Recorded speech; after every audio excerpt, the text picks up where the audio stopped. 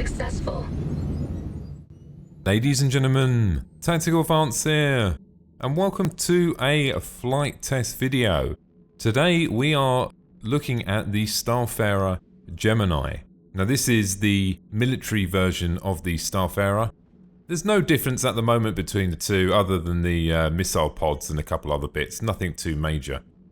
Today we're going to take it first of all for a little bit of a fly around, and then we're going to move into some combat, and I'll show you some other things I found interesting as well. Now the first thing I wanted to try when I jumped in the Starfarer is to see how well it turns, because this is one of the larger ships, so let's give this a go first of all. Now the base speed's 140 and the cruise speed sits around a 450. It's not bad, but the downside with this ship, I mean keep in mind it is a fuel tanker stroke cargo hauler, you can't fly away from someone attacking you. You can either jump away, or you have to deal with the target. The cruise speed's really only for you to getting to that destination slightly quicker. That's the only benefit that I've found anyway. If anything, it inhibits you a little bit because you can't turn. Let's do a full turn in one direction and see how long that center pit takes to rotate round. So I'm still flying backwards now. See how long it takes. Surprisingly quick. I don't know. Do you think, is that too quick, guys? Do you think it should be slower than that? It's a large ship. I understand that the engines are quite big on here as well. We'll try the vertical turn as well, see if that makes a difference. Tessa here. Welcome back to the probe. So pretty quick. Pretty impressive, in fact. The only downside is when you obviously do that turn, you pretty much are stationary. Let's take a look in some of the turrets, guys. Now the first one we're going to look at is the one that is on the rear arm. There's two on the rear. I think they're size 4s. We're going to take a quick look and see what the viewing angle is like. Now this one puts you vertical when you jump in the seat, so you're actually upside down. Good viewing angles. Maneuverability is very, very good. Not quite sure. I did try and shooting the ship. Although the aiming reticle goes there, I haven't managed to actually shoot it as of yet. Pretty good, sort of what you sort of expect. You can see the HUD there, center display. That's going to be changed later on. Jump back down. Now we'll take a look at the center turret as well. Now this has got the bigger gun on it. This is the size 5.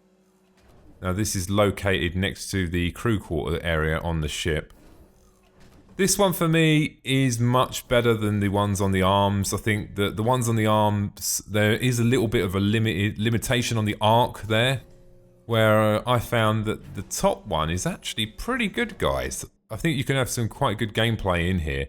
I understand that the aiming ability on the turrets is still not quite right, but that's work in progress. But hey, look, pretty cool, eh? I think it's really, really good. There's not really any points where you can shoot the ship, although it does go down a little bit low, but the reticle tends not to move down that way. It's very, very good at fine movements as well, I found. Looking at the displays there, you've got very similar displays that we've seen in the other turret, which I no doubt will be changed as well. Let's jump out of here, and now what we're going to do is we're going to take a look at the forward guns, how they work, and then we'll jump into some combat. Now, an interesting thing I found with these guns, guys, I'm going to hold down the fire button, but if you look closely, you can actually see with these forward guns, they're not always firing on the center pit, on the center, which is good. You can see they're slightly sort of random. You can see that. I think that's a good thing, and also the overheat on this, guys. You have a maximum amount of shells there, loads of them obviously. But once it actually overheats to the point where you fire about 50, which is overkill anyway, the guns just go on this long cooldown. Now I think we should probably call this the Doom Turtle, guys, because if you come across a Starfarer Gemini and you're in a small ship, make sure you get it from the underbelly or try and flank it on the rear. Never face front, as you will see. The guns are extremely good. There's no doubt about it. Move around, see if we can get another target. Moving around to another one. Once again, because the maneuverability is actually quite good here, guys. Looks like we've got a missile coming inbound, but that's not a problem. You can see this, how this affects my shields there. Took down about quarter, I suppose. One of the advantages with the Starfarer is the shields do deplete. It's the actual hull armor that adds value here, guys. Unlike some of the other ships where you start shooting, the shields go down, you hit the actual ship and, you know, it blows up.